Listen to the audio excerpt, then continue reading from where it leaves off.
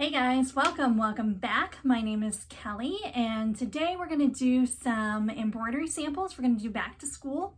Most of you are probably already finishing up back to school. I'm a little bit behind. It's been a crazy busy summer, and it seems like it has been for everybody. I guess we all had to go do things because we were so cooped up last year. Not typical for me at all. I'm never really socially busy, but it's been a really busy summer, so I am way behind. I think, again, most people are kind of wrapping up back to school, and I'm just getting started. I also really wanted to do a Christmas in July and might be Christmas in August. But luckily, a lot of my customers are local customers, and we don't start school till August 18th, so I still have some time. And what we're doing today is a customer request, and I wanted to show it to you guys because the appliques are not satin stitch. One is a bean stitch, and one is a zigzag. And I know that when I first started doing those, I was concerned about not knowing, how to do them. And I will say they are not my favorite. I still much prefer the look and the work involved with a satin stitch. But a lot of people a lot of embroiderers as well as customers like the bean stitch or the zigzag. I like the zigzag a little bit better than the bean stitch, but I'll do it. I don't know. But embroiderers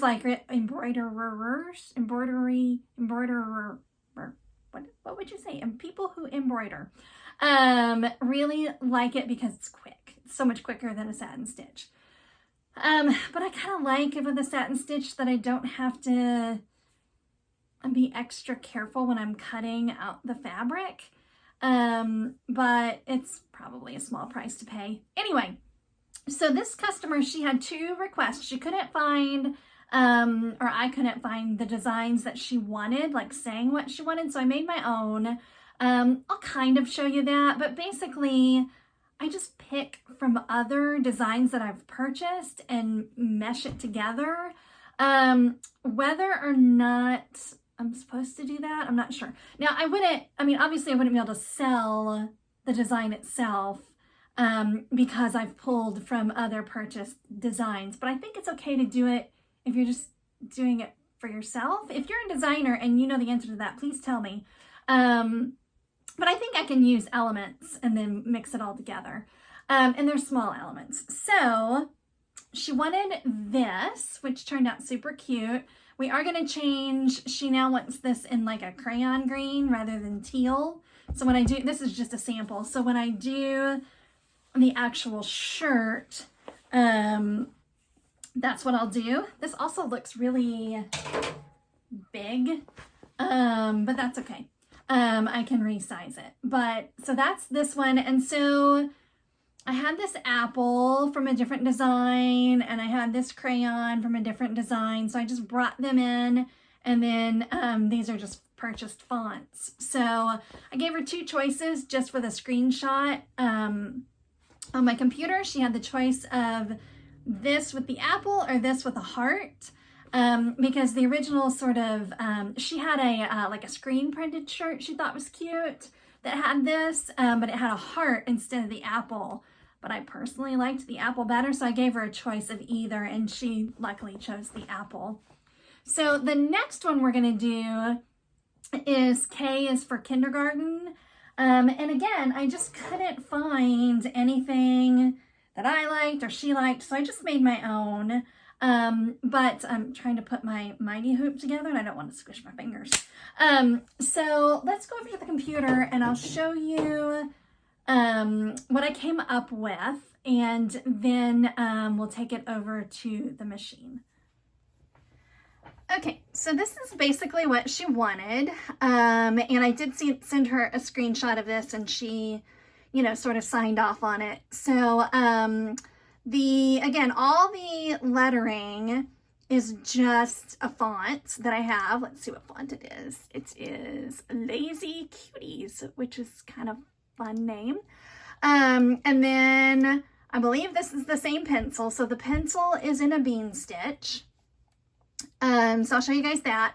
And then this K is hard to see, but it is a zigzag. It's not a full, or maybe it's considered a blanket. No, look, I can see over here. It's a zigzag stitch. So basically what I do, and this is I highly recommend, this is super cute. It is, oh, I don't want to misspeak and say where it's from and not be right, but let me pull it up real quick because it's a really cute thing. Applique Market. So like I went in here and I believe it's 5 inches, but I picked the one I wanted. So let's say, but let me show you the actual font because it's super cute. This. So see how it's got this little tab over here, and then you can put a name right there. If you go to Applique Market, you can see some of the, you know, stitch outs of this. It's really cute. But basically but I liked the letters. So basically what I did is I just deleted the tab, and you do that by going over here, clicking it, making it gray, and then just hitting delete. And then it is an applique, so you got to get rid of all of those too. And then you have the actual font. Whether or not she sells this font without the tab, I don't know. But I really like the tab, and I want to make some shirts with that tab. So that's what I went ahead and bought. So anyway, so I moved that over. And then when I move it over, there's, you know, different ways to do this, but I usually just cut it and then paste it. So if that was part of my design, I could move it around and do whatever. I tilted it by doing that little doohickey right there. So anyway, same with the pencil. I pulled it over from another design, and then I resized it. So I'm actually a little concerned about both of these. I think they're going to be okay since they're bean stitch and zigzag, but they've been pretty heavily resized. So we may have to do a little bit of tweaking, but this should be a very quick stitch out.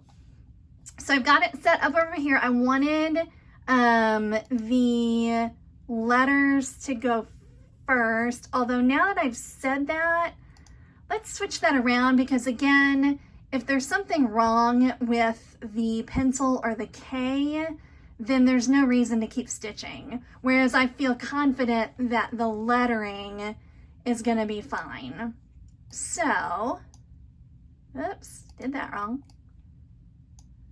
Sometimes I can get these to move easily, and sometimes I cannot. So let's try it again.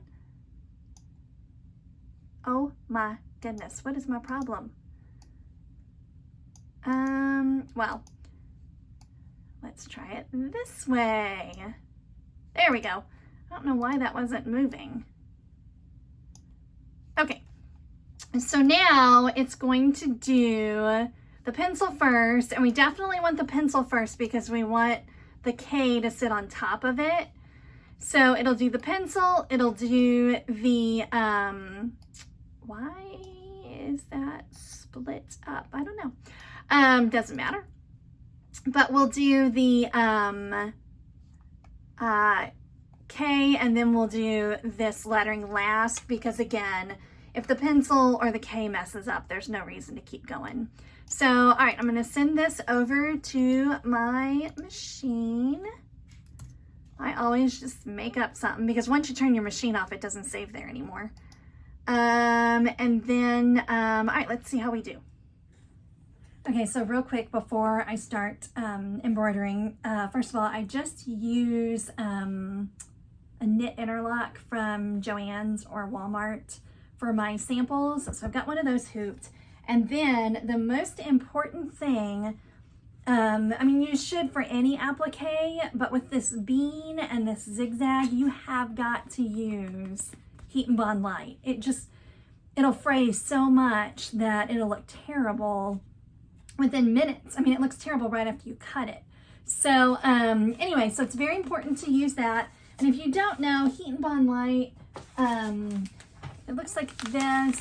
It's got like glue on the back, and you iron it on to your piece. And then you remember to take the paper backing off, and it just peels right off. And then you have this like shiny, it makes it thicker, it makes it not fray. And then when you're done, you iron it all and it makes it lay really flat. So I've got, let's see, she wanted polka dots for the pencil. And then I just have this cute like textured for the eraser. And this for the pencil tip. And then the flowers is for the K. She didn't really specify what she wanted, so I'm just going to do this because I thought it was cute. And then I can tell her that, you know, I can change the fabric on that to whatever she wants. So we're going to stitch this out. I did want to show you guys one more kind of trick that I do, and some of you may think it's stupid, but let me turn you around real quick. Okay, so if you have this type of machine, you know, so it's only a 6 needle, and sometimes, you know, I change thread a lot. So rather than, not necessarily in one design, but from one design to another, I end up changing colors quite a bit. So rather than setting my colors to a certain needle on this machine, whoops, I just change it when I go to sew. So if I go here, it shows what number everything is, and I just go ahead and change that. So like 2 should be 5 on my machine, and then that's yellow, which is in my 6 needle. And then I'm using, it comes up black, but I'm actually using gray, which is in my needle 1. So I'll switch that. And then my light pink is actually in 3, so that's good. So anyway, I know, and then as I go, I change things as I need to. Again, maybe not the quickest and most efficient, but it works really well for me. So anyway, I just wanted to show you guys that real quick. So yeah, again, it looks like it's gonna do our pencil. Oh, and then of course you have to do your stops. So, oops, go here. What am I doing? Why am I so dumb all of a sudden?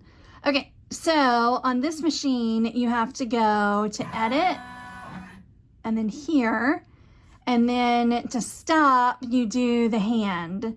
So at first, you kind of got to stop after everything for these appliques. And if you put a stop in that you don't need, no big deal.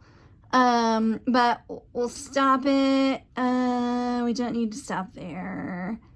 Yeah, and then we're good. Oh no, here we do. So that's our placement stitch. And that's our tack down. And then to stop it before it gets to that. So now we are ready to sew. So we're going to start with our pencil, and it's going to do our tack down for our, and oh, here's another thing. This first tack down, I don't really care what color it is. It's saying needle 2, which is fine by me. It's a hot pink. It'll do just fine. Okay, so I've got the, it did my tack down, and then I did the pencil top, and then this is all it does. It just does that little bean stitch there. And you can see I started to cut out the applique part, and then I decided that was dumb because now it's going to do the actual pencil, and this portion is going to be a little bit different than just cutting straight across here. So I'm going to leave it for now.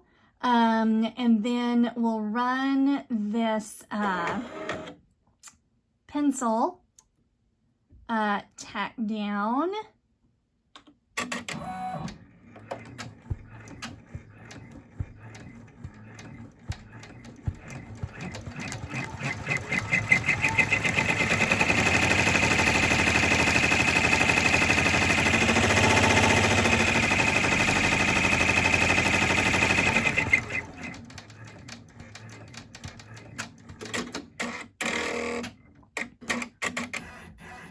Okay, so it looks like, see where I started to cut? It looks like had I done that, it would have been fine.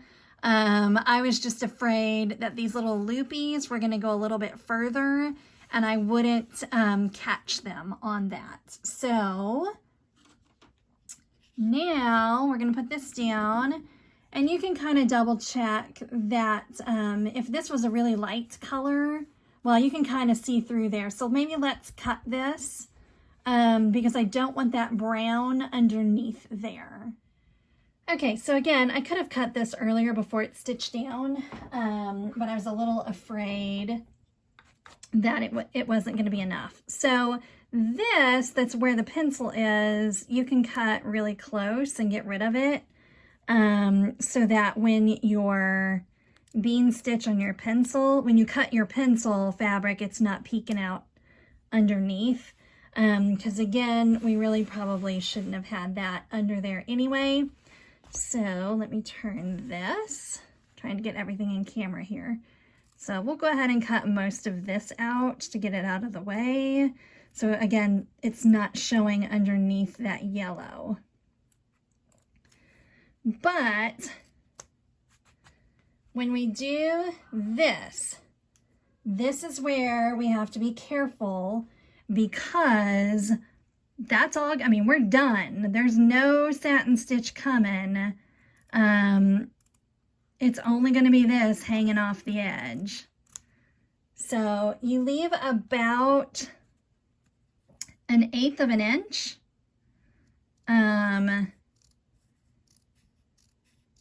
Let's see if I can do that.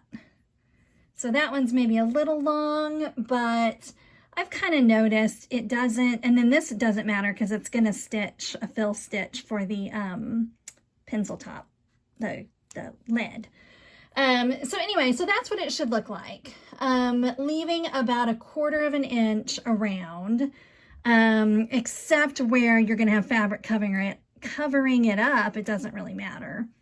So let's do the same with the pencil fabric.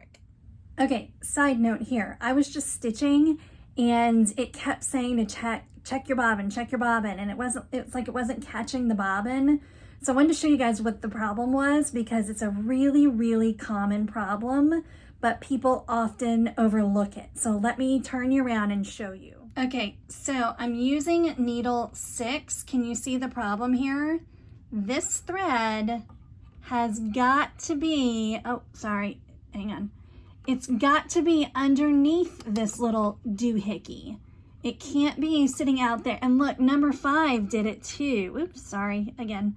Number 5 did it too. So you have to get your thread up under this thing. And it's hard to do one-handed, but I think I just got it. So there's that one. And then again, that little metal clip there. It has to be underneath there. So let's check the others. The others look good. For whatever reason, this gray thread was kind of way over here. So I think that may have been my problem. Also, hello, dust. Yeah, what can I say? So anyway, so if you're having, always rethread if you keep having troubles, but this is so often a problem that it's one of the first things I check.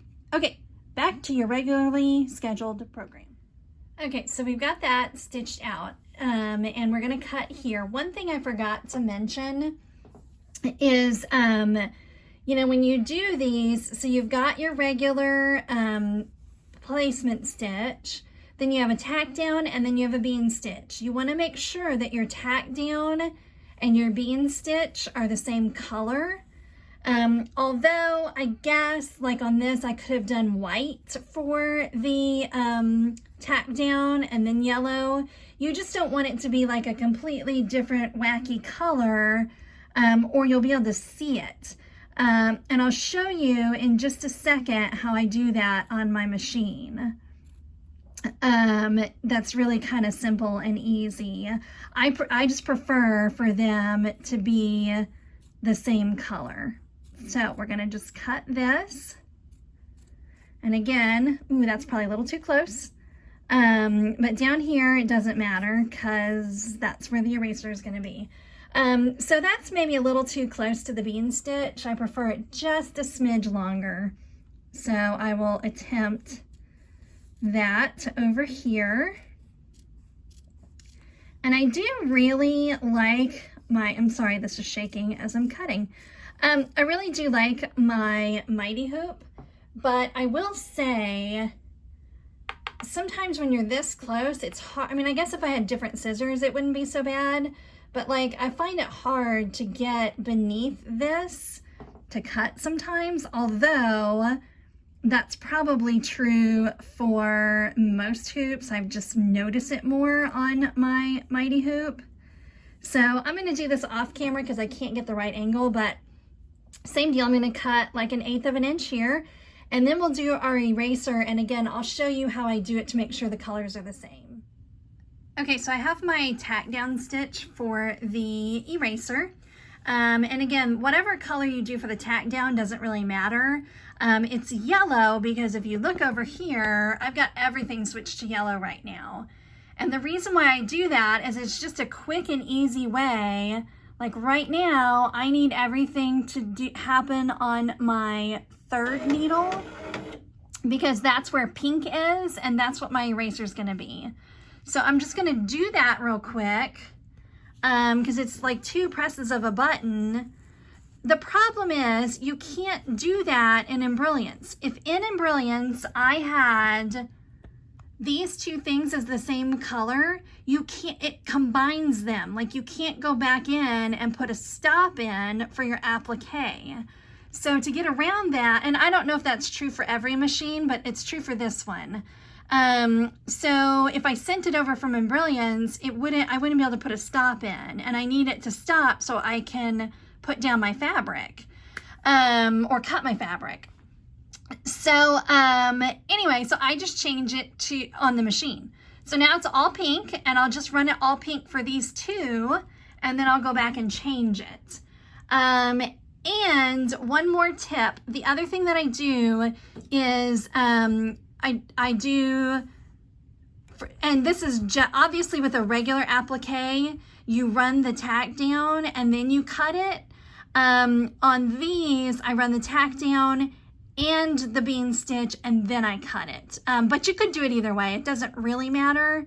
That's just the way I do it. So let's have it stitch both of those out.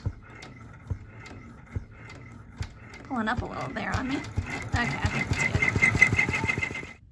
Okay, so we've done all the applique parts for our cute little pencil, and now it's gonna go and do the lead and some little details here. So we need to switch everything back. So all you do is you go back to this little magic wand and you just hit that again, and now it's back to normal.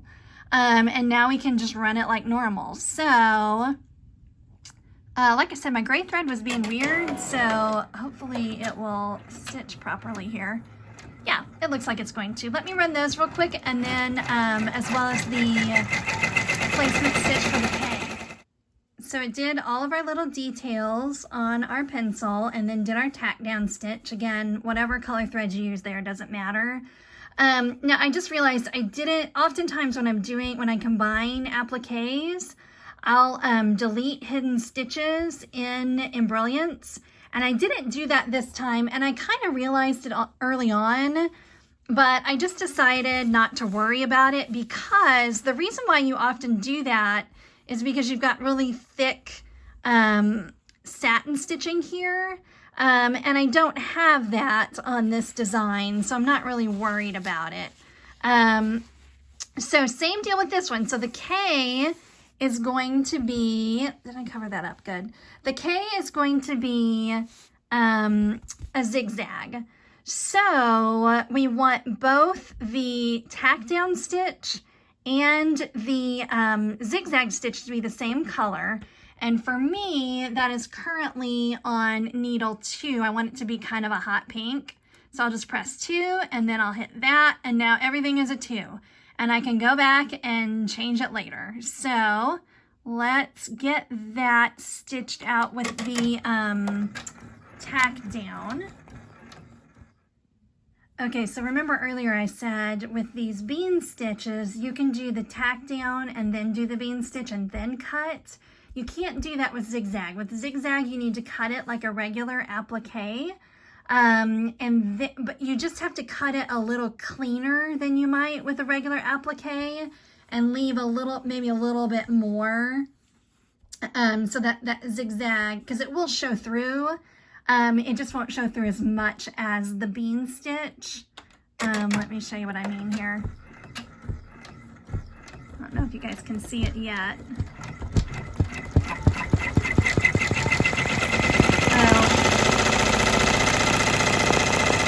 It's not starting to zigzag yet. There it goes.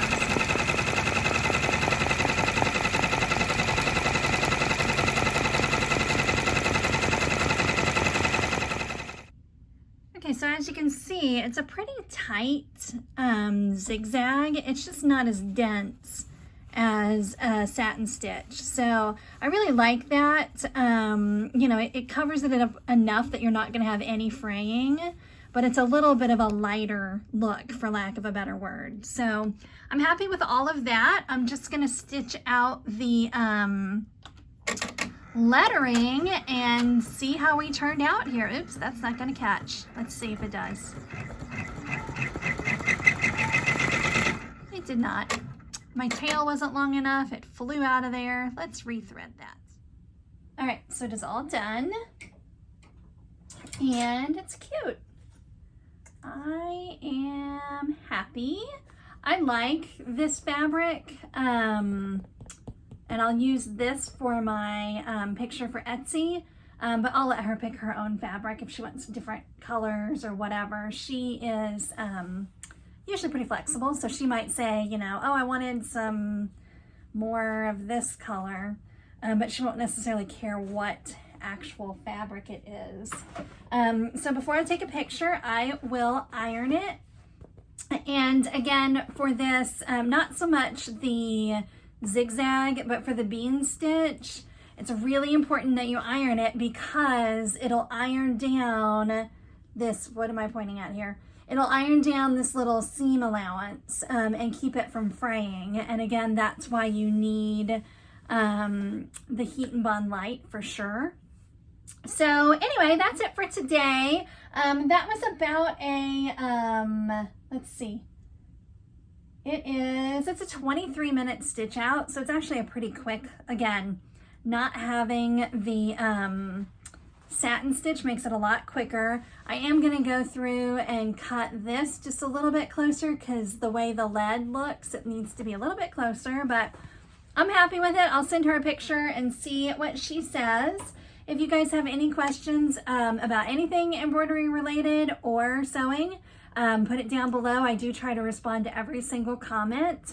If you have not subscribed, please subscribe, and I will see you guys later. Thanks. Bye.